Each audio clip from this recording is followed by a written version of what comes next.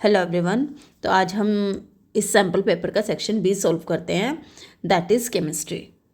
यहाँ हम आंसर के साथ साथ उस कंसेप्ट को भी समझने की कोशिश करेंगे।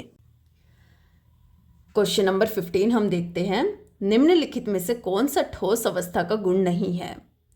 तो इसमें जब हम पदार्थ की बात करते हैं बेटा, हमें पता है कि कोई भी चीज़ जो पदार्थ है वो छोटे छोटे कणों से मिलके बना होता है। ठीक है, इन कणों के ये तीनों अवस्थाओं में, ठोस अवस्था में, द्रव अवस्था में और गैसीय अवस्था में मैंने ड्रॉ कर दिया है। यहाँ कण बहुत पास पास होते हैं, आकर्षण बल बहुत ज़्यादा होता है, रिक्त स्थान बहुत कम होता है। द्रव में ये और दूर दूर होते हैं और गैसीय अवस्था में हम देखते हैं ये कण बहुत दूर दूर होते हैं। तो ऑप्शन नंबर ए, निश्चित आकार। अगर हम ठोस को ऐसे दबाते हैं तो उसकी शेप वैसी की वैसी रहती है, तो वो उसका गुण है। असंपीड्यता, हम उसे दबा नहीं सकते हैं। वायु के कणों को अगर हम एक गुब्बारे में हवा भरी हुई है उसे दबाते हैं तो ये कण पास पास आ जाएंगे, इसलिए वो संपीड़ित हो सकते, दबा सकते हैं, लेकिन ठोस नहीं दबता है, तो असंपीड्यता भी इसका गुण है। सी ऑप्शन, निश्चित आयतन। वो जितनी जगह घेरता है वो जगह, आयतन जो है वो फिक्स रहता है, तो निश्चित आयतन भी इसका गुण है। लास्ट ऑप्शन इन्होंने हमें दिया है उच्च विसरण दर। अगर गैसीय अवस्था में हम देखते हैं ये कण जितने बड़े उसमें डाले जाएंगे उतने ही ज़्यादा फैलते रहेंगे, अगर मैं इसे और बड़े उसमें डालती तो और ज़्यादा फैल जाएंगे, लेकिन ठोस में ऐसा नहीं होता। तो ऑप्शन नंबर डी जो है उच्च विसरण दर जो है वो क्या है इसका करेक्ट आंसर। क्वेश्चन नंबर 16, रक्त किस प्रकार का मिश्रण है। अगर हम मिश्रण की बात करते हैं तो हमने चैप्टर 2 में पढ़ा है, मिश्रण 3 प्रकार के होते हैं, विलयन, निलंबन और कोलाइड। इन तीनों के एक एक उदाहरण से ही हम बहुत अच्छे से इनके गुणों के बारे में पहचान पाएंगे और याद रख पाएंगे। विलयन जो होता है इसका उदाहरण है नमक पानी में घोलना, निलंबन रेत पानी में घोलना, और कोलाइड का उदाहरण है दूध या फिर दूध प्लस पानी। तो जब हमसे उन्होंने पूछा है कि रक्त किस प्रकार का मिश्रण है, तो रक्त जो है वो हमारा कोलाइड मिश्रण होता है। इसका ऑप्शन नंबर सी है। वो क्यों? क्योंकि हमें पता है कि जो रक्त है उसमें जो तरल पदार्थ है, हमने पहले भी पढ़ा है, इसे प्लाज्मा बोलते हैं, और इसमें जो कोशिकाएं होती हैं वो निलंबित रहती हैं, वो इसमें तैरती हैं। लेकिन अगर हम रक्त को बिना छेड़े उसे शांत रख देते हैं, अगर हम उसे शांत रख देते हैं तो उसमें जो ये कोशिकाएं हैं वो नीचे नहीं बैठती हैं, जैसे कि निलंबन रेत नीचे बैठने लगती है वैसे नहीं बैठती है, इसलिए निलंबन इसका आंसर नहीं होगा। वास्तविक विलयन भी नहीं होगा, क्योंकि नमक जिस तरीके से पानी में घुल जाता है उस तरीके से कोशिकाएं प्लाज्मा में नहीं घुली होती हैं। और यौगिक तो होगा ही नहीं, ये कोई यौगिक नहीं होता। तो right answer is option number C. Question number 17, carbon dioxide CO2 का आणविक द्रव्यमान है। आणविक द्रव्यमान मतलब अणु, यहाँ पे एक वर्ड तुम्हें नजर आ रहा है आणविक में अणु, तो CO2 जो है वो क्या है, एक अणु है, तो इसका हमें द्रव्यमान बताना है। तो अणु जिस जिस परमाणु से मिलके बना होगा उसका द्रव्यमान अगर हम ऐड कर देंगे तो हमारे पास किसका द्रव्यमान आ जाएगा, अणु का। तो यहाँ पे जब हम कार्बन डाइऑक्साइड को देख रहे हैं तो यहाँ पे तुम क्लियरली देख रहे हो, एक कार्बन का परमाणु है और 2 ऑक्सीजन के परमाणु हैं। जो ये नीचे लिखा होता है ये परमाणु की संख्या बताता है। तो हमने देखो यहाँ लिखा है कार्बन का एक परमाणु का द्रव्यमान 12U होता है, एक परमाणु जो ऑक्सीजन का है उसका द्रव्यमान 16U होता है। तो CO2 का आणविक द्रव्यमान कितना हो जाएगा, सी, एक ही है कार्बन का परमाणु तो उसका 12 प्लस, यहाँ प्लस लगाएंगे जब अगले परमाणु पे जाएंगे, तो ऑक्सीजन के एक परमाणु का 16 है, लेकिन ऑक्सीजन के कितने परमाणु हैं, 2, तो गुणा कर देंगे 2 से। 12 प्लस 16 इंटू 2 32, और इन दोनों का ऐड करेंगे तो 44U। आणविक द्रव्यमान हमेशा किस में निकालते हैं, परमाणु या आणविक द्रव्यमान U में। तो ऑप्शन नंबर सी जो है वो इसका क्या है, करेक्ट आंसर। क्वेश्चन नंबर 18 जो है हमारा अभिकथन और कारण वाला है। अभिकथन हमें दिया है, इलेक्ट्रॉन विविक्त कक्षाओं में नाभिक के चारों ओर चक्कर लगाते हैं। ठीक है, तो हम बोर का जब परमाणविक मॉडल देखते हैं बेटा, तो उन्होंने क्या बोला था कि बीच में नाभिक होता है और उसके अंदर क्या होता है, प्रोटॉन और न्यूट्रॉन। जो इलेक्ट्रॉन होते हैं वो इन कक्षाओं में क्या करते हैं, मैंने यहाँ लिखा भी है, इलेक्ट्रॉन जो होते हैं वो इन कक्षाओं में क्या करते हैं, चक्कर लगाते हैं नाभिक के चारों ओर। तो इन कक्षाओं का नाम भी NCERT बुक में दिया है, KLMN, फर्स्ट कक्षा, ये सेकेंड, ये थर्ड और ये फोर्थ। ठीक है, तो इन्होंने बोला है कि इलेक्ट्रॉन विविक्त कक्षाओं में नाभिक के चारों ओर चक्कर लगाते हैं, तो अभिकथन हमारा क्या हो गया, ठीक हो गया। दूसरा इन्होंने इसका कारण क्या बोला है, इलेक्ट्रॉन नाभिक के चारों ओर चक्कर लगाते समय लगातार ऊर्जा विकृत करते हैं। बोर का जो परमाणविक मॉडल है, बुक में हम पढ़ेंगे तो देखेंगे कि जब इलेक्ट्रॉन इन कक्षाओं में चक्कर लगाते हैं तो वो ऊर्जा का विकिरण नहीं करते हैं। तो कारण क्या है इसका, गलत। तो इसलिए option number C is the correct answer कि ए जो है अभिकथन सत्य है, लेकिन जो इसका कारण है वो गलत है। क्वेश्चन नंबर 19, वाष्पीकरण और क्वथनांक के बीच दो अंतर बताएं। ये 2 नंबर का क्वेश्चन है हमारे पास। हमें वाष्पीकरण और क्वथनांक में अंतर बताना है। तो जो वाष्पीकरण होता है, अगर हम तापमान की बात करें, ये किसी भी तापमान पर हो सकता है। हम गर्मियों में देखते हैं कपड़े सुखाते हैं, वो 40 डिग्री सेल्सियस अगर तापमान चल रहा हो तो उस पर भी वो सूख जाते हैं। इसके लिए ज़रूरी नहीं है कि जो तापमान है वो हमेशा 100 डिग्री सेल्सियस ही हो, लेकिन क्वथनांक जो होता है किसी पदार्थ का, वो एक निश्चित तापमान होता है। ठीक है, जैसे अगर हम पानी की बात करें तो पानी का जो क्वथनांक है वो कितना है, वो कितने डिग्री सेल्सियस पे उबलना शुरू करता है, 100 डिग्री सेल्सियस।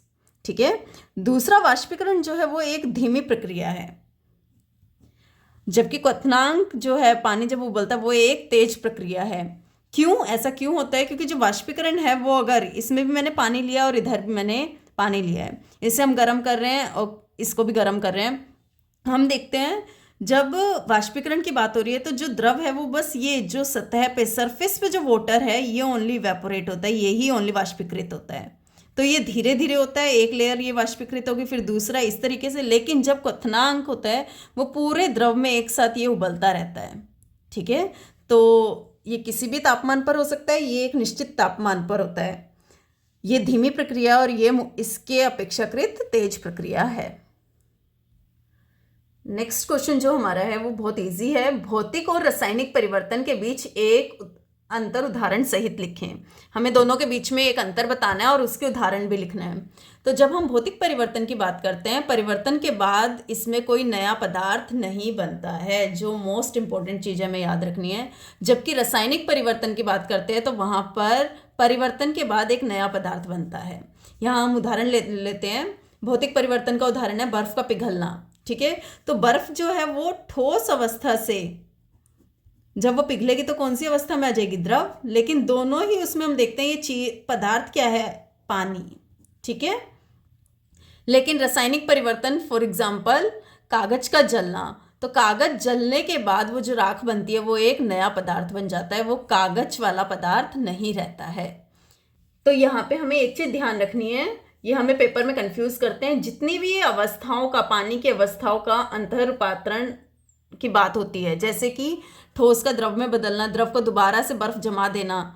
ठीक है, द्रव को गर्म करते हैं तो ये इसकी वाष्प बनेगी, भाप बनेगी, गैसीय अवस्था में आ जाएगा। ठीक है, तो ये सारे के सारे क्या होते हैं, भौतिक परिवर्तन होते हैं। जब किसी चीज़ को जलाते हैं तो वो ज़्यादातर हम देखेंगे वो क्या होते हैं, रासायनिक परिवर्तन होते हैं। नेक्स्ट क्वेश्चन, अष्टम नियम क्या है? एक ऐसे तत्व का नाम बताइए जो इसका पालन करता है। अष्टम नियम के अनुसार परमाणु अपने बाहरी कक्ष में 8 इलेक्ट्रॉन पूर्ण करने के लिए क्रिया करते हैं, वो रिएक्ट करते हैं। अष्टम प्राप्त करने के लिए परमाणु इलेक्ट्रॉनों की या तो साझेदारी करेंगे, या तो शेयर करेंगे, ग्रहण करेंगे, गेन करेंगे, या फिर इलेक्ट्रॉन डोनेट करते हैं, त्याग करते हैं। तो आसान भाषा में हम देखें तो हर एक परमाणु क्या देखता है कि जो उसका सबसे बाहर, अगर ये नाभिक है और उसके बाहर ये 2 उसकी कक्षाएं हैं, पहले में अगर 2 इलेक्ट्रॉन आ गए हैं, अगले में 6 आ गए हैं, तो जो इसकी बाहर वाली कक्षा है उसमें हर परमाणु क्या चाहता है कि 8 इलेक्ट्रॉन हो। यहाँ 6 हैं तो 2 और इलेक्ट्रॉन क्या करेगा, ये 2 इलेक्ट्रॉन ले लेगा। ठीक है, 2 इलेक्ट्रॉन लेगा तो दूसरे परमाणु के साथ क्या करेगा, क्रिया करेगा, तभी वो इसे 2 इलेक्ट्रॉन देगा। इसके कितने हो जाएंगे इलेक्ट्रॉन, 8 बाहरी कक्ष में। तो यही मैंने यहाँ पे लिखा है, परमाणु अपनी बाहरी कक्ष में, जो सबसे बाहरी कक्ष होता है, उसमें 8 इलेक्ट्रॉन पूर्ण करने के लिए क्रिया करते हैं। वो दूसरे परमाणु के साथ क्रिया करेंगे और उनसे इलेक्ट्रॉन लेंगे। कई बार ऐसा होता है वो इलेक्ट्रॉन देते हैं, और तीसरा एक और तरीका है साझेदारी, वो आपस में इलेक्ट्रॉन को क्या करते हैं, शेयर करते हैं। ठीक है, उन्होंने हमसे एक तत्व का नाम पूछा है जो इसका पालन करता है, तो मैंने यहाँ ऑक्सीजन लिखा है, आप नाइट्रोजन भी लिख सकते हैं उसकी जगह, और कोई दूसरा तत्व भी लिख सकते हैं, एल्यूमिनियम है। तो ऑक्सीजन की जो परमाणु संख्या होती है वो कितनी होती है, 8। तो 8 इलेक्ट्रॉन जो होते हैं उसको पहले कक्ष में कितने आ जाएंगे, 2, बचे हुए 6 अगले कक्ष में। अब इसे बाहर वाली कक्ष में अगर 8 करना है तो 2 इलेक्ट्रॉन लेने पड़ेंगे, ठीक है। तो इसे ही हम क्या बोलते हैं, अष्टम नियम। क्वेश्चन नंबर 22, इसमें ए और बी 2 पार्ट हैं। पहले हम ए पार्ट की बात करते हैं। समस्थानिक और संभारिक क्या है? समस्थानिकों के 2 अनुप्रयोग लिखे हैं, उनके 2 यूजेस हमें बताने हैं। तो समस्थानिक मैंने यहाँ पे लिखा है, समस्थानिक एक ही तत्व के परमाणु होते हैं जिनकी परमाणु संख्या समान है। जो मोस्ट इंपॉर्टेंट चीज़ है वो हमें यही ध्यान रखनी है कि इनकी परमाणु संख्या क्या रहती है, समान रहती है, लेकिन इनकी द्रव्यमान संख्या जो होती है वो क्या होती है, भिन्न होती है।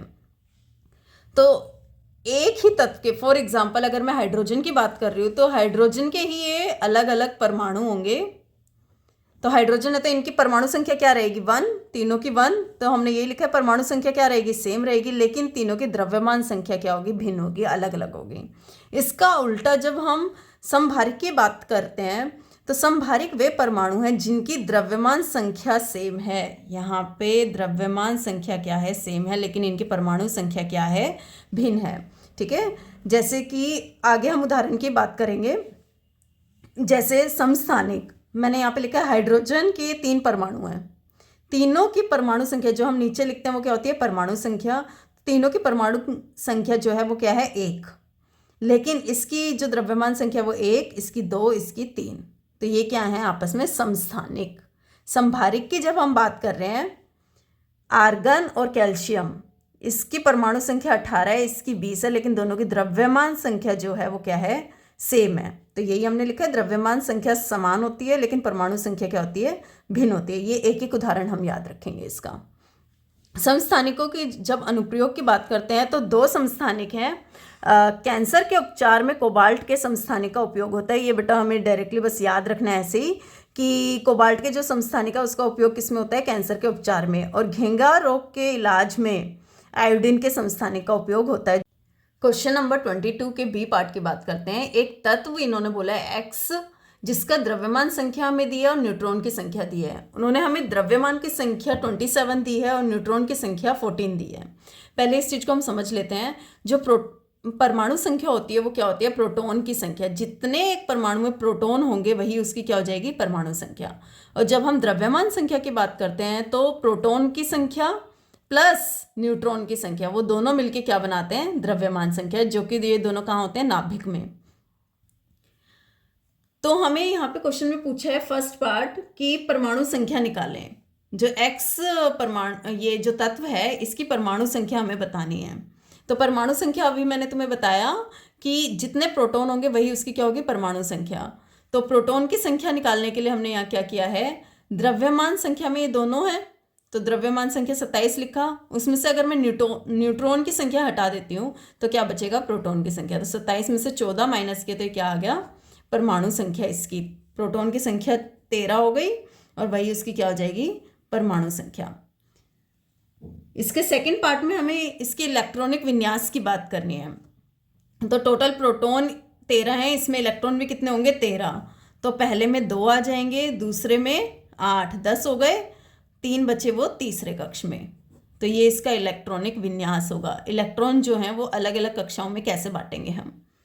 तीसरा इन्होंने हमसे पूछा है कि जो तत्व एक्स है उसको पहचानिए। तो इसके लिए हमें वो पूरी टेबल याद होनी चाहिए जो एनसीईआरटी में दे रखी है। 1 से 20 तक परमाणु संख्या हमें याद होनी चाहिए। तो जो 13 परमाणु संख्या नंबर जो होता है वो किसका होता है, एल्यूमिनियम का। तो ये तत्व कौन सा है, एल्यूमिनियम। क्वेश्चन नंबर 23, कारण बताइए। हमें 3 पार्ट दिए हैं, ए बी सी, और तीनों में हमें कारण बताना है कि वो ऐसा क्यों होता है। नल का जल एक शुद्ध पदार्थ नहीं है। जो नल में पानी आता है वो शुद्ध पदार्थ नहीं है। हमने आंसर लिखा है क्योंकि इसमें अलग अलग खनिज लवण घुले होते हैं, ठीक है। सेकंड चैप्टर में हमने पढ़ा है या तो जो पदार्थ है वो क्या होगा, शुद्ध होगा, और या फिर वो क्या होगा, मिश्रण होगा, ठीक है। अगर वो एक ही प्रकार के कणों से मिलकर बना है तो उसे हम बोलते हैं शुद्ध। 2 या 2 से अधिक प्रकार के कणों से मिलकर बनता है तो उसे मिश्रण बोलते हैं, अशुद्ध नहीं बोलते। ये ध्यान रखना है यहाँ पे। तो जो नल का पानी है उसमें H2O ये वाले कण तो है ही हैं, उसके साथ साथ उसमें कुछ खनिज लवण भी घुले होते हैं, इसलिए वो क्या है, मिश्रण है, वो एक शुद्ध पदार्थ नहीं है। बी पार्ट इन्होंने हमसे पूछा है, दूध एक कॉलॉइड है। दूध में वसा की सूक्ष्म बूंदें जल में फैली होती हैं। दूध जो है उसमें जो पानी है उसमें वसा की सूक्ष्म बूंदें फैली होती हैं। ये कण नीचे नहीं बैठते, ये नीचे निलंबन की तरह अगर इन्हें शांत छोड़ा जाए तो नीचे नहीं बैठते, तो ये निलंबन नहीं होते, आसानी से दिखाई भी नहीं देते। तो ये जो कण है निलंबन की तरह दिखाई भी नहीं देते, जैसे रेत पानी में नजर आती है, तो इसलिए ये क्या है, कोलॉइड है ये, क्योंकि ये गुण दोनों किसके हैं, कोलॉइड के। ठीक है। विलयन प्रकृति में स्थिर होता है जबकि निलंबन अस्थिर होता है। C part. तो विलयन को शांत छोड़ देने पे, अगर नमक पानी में घोला हो उसे हम शांत छोड़ देते हैं 1 घंटे के लिए, तो वो नीचे बैठना शुरू नहीं होता। जबकि जब हम निलंबन की बात करते हैं, रेत को हमने पानी में डाला और इसको हम आधे 1 घंटे के लिए छोड़ते हैं, तो रेत नीचे जमने लगती है, बैठने लगती है। तो जो विलय पदार्थ है जो हम विलायक में मिलाते हैं वो विलयन में नीचे नहीं बैठते, इसलिए वह स्थिर होता है। ठीक है, वो स्टेबल हम उसे बोलते हैं। निलंबन जो की है उसे शांत छोड़ देने पर विलय कण नीचे बैठने लगते हैं, इसलिए उसे हम क्या बोलते हैं, अस्थिर। Question number 24। गीले कपड़े में लपेटी गई पानी की बोतल को चलते पंखे के नीचे रखा जाता है। कुछ समय बाद बोतल के अंदर का पानी ठंडा हो जाता है। इसमें शामिल प्रक्रिया वैसी ही है जो मिट्टी में घड़ों और कूलरों को ठंडा करने में मदद करती है। मिट्टी के घड़ों में पानी, जो इसका ए पार्ट है, पानी को ठंडा करने के लिए कौन सी घटना उत्तरदायी है। हमें पता है जो मिट्टी का घड़ा होता है उसमें अगर हम पानी डालते हैं उसमें छोटे छोटे से छेद होते हैं, तो पानी उससे रिस कर धीरे धीरे बाहर आता रहता है और वो अंदर वाले जो पानी है और आसपास की गर्मी लेके वाष्पीकृत होता है। ठीक है बेटा, तो वो गर्मी दूसरे जो अंदर वाला पानी वहाँ से ले लेता है, तो अंदर वाला पानी क्या हो जाता है, वो धीरे धीरे ठंडा हो जाता है। तो यहाँ पे कौन सी प्रक्रिया है जो इसमें शामिल है, वाष्पीकरण। ठीक है। इसका जो बी पार्ट हमसे पूछा है, आर्द्र दिनों में कूलर प्रभावी ढंग से काम क्यों नहीं करता है। आर्द्र दिनों में हमें पता है ह्यूमिडिटी जिसे हम बोलते हैं, हवा में पहले से ही अधिक मात्रा में जल वाष्प होते हैं। जो हवा है उसमें पहले से ही काफ़ी मात्रा में क्या होती है, जल की बूंदें मिलती हैं, वाष्प होती है, इसलिए वाष्पीकरण आसानी से नहीं हो पाता। जितनी ज़्यादा आर्द्रता होगी उतना ही कम वाष्पीकरण दर होगी, वाष्पीकरण उतना ही मुश्किल से होगा, तो इसलिए आसानी से वाष्पीकरण नहीं होता। जिससे हमें पता है वाष्पीकरण जहाँ होता है वहीं पे हमें कौन सा प्रभाव देखने को मिलता है, ठंडक। तो अगर वाष्पीकरण आसानी से नहीं हो पाता तो वहाँ पे हमें ठंडक भी कम मिलती है, इसलिए हम बोल सकते हैं कि आर्द्र दिन में जो कूलर होता है वो अच्छे से काम नहीं करता। ऑप्शन नंबर सी, वाष्पीकरण की दर को बढ़ाने वाले किन्हीं 2 कारकों की सूची बनाइए। वाष्पीकरण हमें पता है, मैंने यहाँ ये चारों कारक लिखे हैं। अगर पेपर में क्वेश्चन आता है वाष्पीकरण को प्रभावित करने वाले कारक बताओ, तो तापमान, वायु की गति, सतही क्षेत्रफल और आर्द्रता।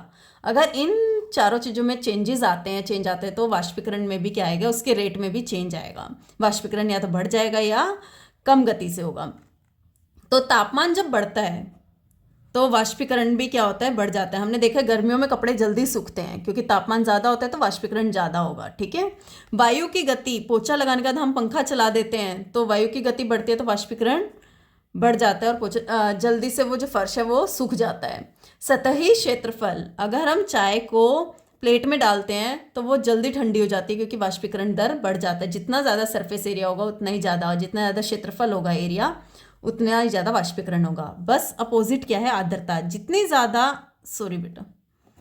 ज़्यादा आर्द्रता होगी वाष्पीकरण उतना ही कम होगा, क्योंकि हवा में पहले से ही वो पानी की बूंदे हैं, तो वाष्पीकरण और ज़्यादा वाष्प वहाँ पे जाने में क्या होगी, मुश्किल होगी। तो इन्होंने हमसे पूछा है 2 कारक ऐसे बताने हैं जो कि वाष्पीकरण की दर को क्या करते हैं, बढ़ाते हैं। तो हमने यहाँ लिखा है तापमान और वायु की गति। तीसरा सतही क्षेत्रफल भी आ सकता है अगर हमसे 3 पूछते हैं तो। ऑप्शन डी, पदार्थ के कणों के किन्हीं 2 अभिलाक्षणिक गुणों का उल्लेख करें। जब हम पदार्थ के, हमें पता है हर एक चीज़ जो हमारे आसपास है अलग अलग पदार्थ से बनी हुई है। पदार्थ से जो चीज़ें बनी हुई है वो उस पदार्थ के छोटे छोटे कणों से मिलके बनी है। ठीक है। तो इन कणों की जब हम बात करते हैं, पदार्थ के कणों के बीच रिक्त स्थान पाए जाते हैं, इनके बीच में कुछ खाली स्थान पाया जाता है। पहला गुण ये हो जाएगा जो कि ठोस में बहुत कम होता है, द्रव में ज़्यादा, और गैसीय अवस्था में ये कण बहुत दूर दूर होते हैं। पदार्थ के कण निरंतर गति करते रहते हैं। ये जो कण हैं वो ऐसे ही नहीं रहते हैं, वो इधर से उधर क्या करते हैं, गति करते रहते हैं। तो ये 2 इसकी क्या हो गए, अभिलाक्षणिक गुण। इसके अलावा तीसरा ये भी होता है कि जो पदार्थ के कण होते हैं ये एक दूसरे को, ये इसे इधर और ये इसे इधर आकर्षित करते हैं। ये एक दूसरे को क्या करते हैं, आकर्षित करते हैं। ठीक है, अगर हमसे 3 गुण पूछे जाते हैं तो। Next question number 25। डाल्टन के परमाणु सिद्धांत के कोई भी 5 अभिधारणाएं बताएं। जो डाल्टन ने 5 सिद्धांत दिए थे उनके बारे में बात हो रही है। तो उन्होंने बोला था सभी द्रव्य, जो भी चीज़ें हमारे आसपास है, कोई लोहा है, सोना चांदी, ये सब क्या है, परमाणुओं से निर्मित होते हैं। वो अगर हम लोहे की बात करें तो उसमें क्या होंगे, लोहे के परमाणु होंगे। सोने की बात करें तो उसमें क्या होंगे, सोने के परमाणु होंगे। तो सभी द्रव्य परमाणुओं से निर्मित होते हैं। दूसरा, परमाणु अविभाज्य सूक्ष्मतम कण होते हैं। परमाणु जो होते हैं, उन्होंने बोला कि उन्हें और ज़्यादा, क्योंकि हमने देखा था कि पदार्थ को हम छोटे छोटे उसमें तोड़ेंगे टुकड़ों में, तो आखिरी में जब हम आएंगे वो बहुत छोटे छोटे जो कण होंगे उन्हें ही हम परमाणु बोलते हैं, उन्हें और आगे नहीं तोड़ा जा सकता। तो ये सूक्ष्मतम, सबसे छोटे, अविभाज्य, मतलब जिनको और ज़्यादा विभाजित नहीं किया जा सकता, ऐसे कण होते हैं। तीसरा, दिए गए तत्व के सभी परमाणुओं का द्रव्यमान एवं रासायनिक गुणधर्म समान होते हैं। अगर हम हाइड्रोजन की बात कर रहे हैं तो हाइड्रोजन के जो अलग अलग परमाणु होंगे उन सब के द्रव्यमान संख्या सेम होगी और उनके रासायनिक गुणधर्म, ये ऑक्सीजन के साथ ये वाला परमाणु जैसे क्रिया करेगा वैसे ये वाला करेगा और ऐसे ये करेगा। लेकिन जब अलग अलग तत्वों के परमाणुओं की बात करते हैं, जैसे कि हाइड्रोजन के परमाणु हो गए और हमने दूसरा लिया नाइट्रोजन के परमाणु, अब इन दोनों की द्रव्यमान संख्या भी अलग अलग होगी, परमाणुओं का द्रव्यमान एवं रासायनिक गुण, ये जैसे ऑक्सीजन के साथ अभिक्रिया करेगा और ये करेगा, दोनों में क्या होगा, अंतर। तो ये गुणधर्म भिन्न भिन्न होते हैं। फिफ्थ वन, भिन्न भिन्न तत्वों के परमाणु परस्पर छोटी पूर्ण संख्या के अनुपात में संयोग कर यौगिक निर्मित करते हैं। अगर हाइड्रोजन है और ऑक्सीजन है, अलग अलग तत्वों के परमाणु, एक तत्व है हाइड्रोजन, दूसरा ऑक्सीजन, इसका एक परमाणु लिया हमने, इसका छोटी पूर्ण संख्या के अनुपात में संयोग कर, मतलब ये दोनों अभिक्रिया करेंगे पूर्ण संख्या में। जैसे कि हम देखते हैं H2O एक यौगिक है, तो इसमें हाइड्रोजन के 2 परमाणु और ऑक्सीजन का 1 परमाणु। ये ऐसा नहीं होगा 1.5 और इससे पूर्ण संख्या में हमें मिलेंगे जो परमाणु होंगे। तो हाइड्रोजन के 2 परमाणु और ऑक्सीजन का 1 मिलके क्या बनाता है, जल का यौगिक। ये क्या हो जाएगा, जल का यौगिक। इसी ही क्वेश्चन के हम बी पार्ट पे आते हैं। हमें 5 इसके सब पार्ट दिए हैं, उनको परिभाषित करना है। तो फर्स्ट जो हमें दिया, परमाणु द्रव्यमान इकाई। कार्बन 12 समस्थानिक के एक परमाणु द्रव्यमान के 1/12वें भाग को मानक परमाणु द्रव्यमान इकाई के रूप में लेते हैं। जो कार्बन 12 है, ठीक है, कार्बन जिसका द्रव्यमान 12 होता है, उसका एक परमाणु की जब हम बात करेंगे, उसका जो भी उसका द्रव्यमान होगा उसको डिवाइड कर देंगे हम 12 से, ठीक है। कार्बन 12 का जो है, उसके एक परमाणु का जो द्रव्यमान होगा उसको हम 12 से डिवाइड करते हैं, तो उससे हम बोलते हैं परमाणु द्रव्यमान इकाई। बी इन्होंने सेकंड पार्ट इन्होंने बोला है अणु। अणु ऐसे 2 या 2 से अधिक परमाणुओं का समूह होता है जो आपस में रासायनिक बंध द्वारा जुड़े होते हैं। जैसे अभी हमने बात करी थी पानी की, तो अणु ऐसे 2 या 2 से अधिक परमाणुओं का समूह, ये एक समूह है जिसमें हाइड्रोजन के 2 परमाणु और ऑक्सीजन का 1 परमाणु, ये मिलके इन्होंने क्या बनाया है, अणु बनाया है। और इनके बीच में क्या होते हैं, रासायनिक आबंध होते हैं। नेक्स्ट है बहुपरमाणुक आयन। आयन की जब हम बात करते हैं, फॉर एग्जांपल जिस पे प्लस या माइनस क्या होता है, चार्ज होता है। जैसे कि क्लोरीन है, क्लोरीन पे माइनस का चार्ज होता है, O2 माइनस, ठीक है, Al3 प्लस, तो ये क्या होते हैं, आयन। लेकिन यहाँ पे एक और वर्ड आ गया है, बहुपरमाणुक। तो 2 या 2 से ज़्यादा परमाणु मिलके जो समूह बनाएंगे और उस पर प्लस या माइनस चार्ज होगा, तो उसे हम बोलेंगे बहुपरमाणुक आयन। 2 या 2 से अधिक परमाणुओं के समूह जिन पर नेट आवेश, आवेश का मतलब चार्ज होता है जो कि प्लस या माइनस, उसे बहुपरमाणुक आयन बोलते हैं। जैसे कि इन्होंने उदाहरण लिया है हमने कार्बोनेट का, CO3, कार्बन का 1 परमाणु और ऑक्सीजन के 3 परमाणु, इस टोटल पे मिला के क्या है, 2 माइनस का चार्ज, तो इसे बोलते हैं बहुपरमाणुक आयन। जबकि क्लोरीन ये क्या है, या फिर ऑक्सीजन के 1 ही परमाणु पे 2 माइनस आवेश है, तो ये बहुपरमाणुक आयन नहीं है, इसे बोलते हैं बहुपरमाणुक आयन। संयोजकता, किसी तत्व की संयोजन शक्ति उस तत्व की संयोजकता कहलाती है। हमने अभी पीछे बात करी थी जिसमें वो अपना अष्टक पूरा करने के लिए दूसरे परमाणु के साथ अभिक्रिया कर रहे थे, सॉरी।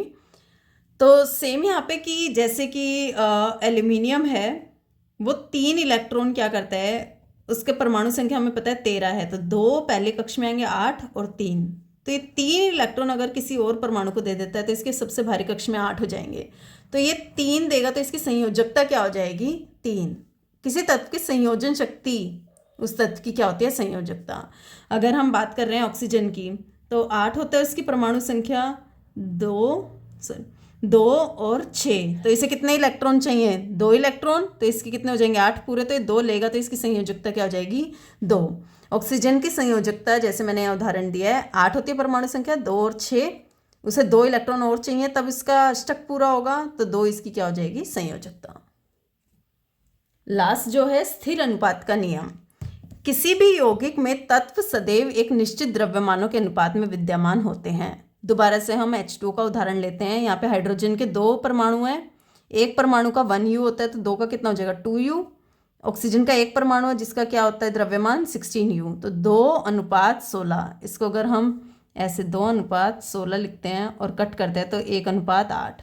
तो देखो अब इसको ध्यान में रखते हुए ये हम नियम याद करेंगे। किसी भी यौगिक, मतलब H2O एक यौगिक है, उसमें तत्व सदैव, तत्व 2 तरीके के तत्व हैं, हाइड्रोजन और ऑक्सीजन, एक निश्चित द्रव्यमानों के अनुपात में विद्यमान होते हैं। हम पानी कहीं से भी ले ले, अलग अलग स्रोत, किसी नदी से, कहीं से भी, ठीक है, लेकिन उसमें जो हाइड्रोजन और ऑक्सीजन है वो उनके द्रव्यमानों का जब अनुपात निकालेंगे वो क्या मिलेगा? हमेशा 1:8। ठीक है, तो स्थिर अनुपात का नियम नाम से पता चल रहा है, जो अनुपात होता है उनके द्रव्यमानों का वो क्या रहता है? स्थिर। Thank you. Please like, share and subscribe to my channel if you like this video. Section C, that is physics, it will be solved in next video.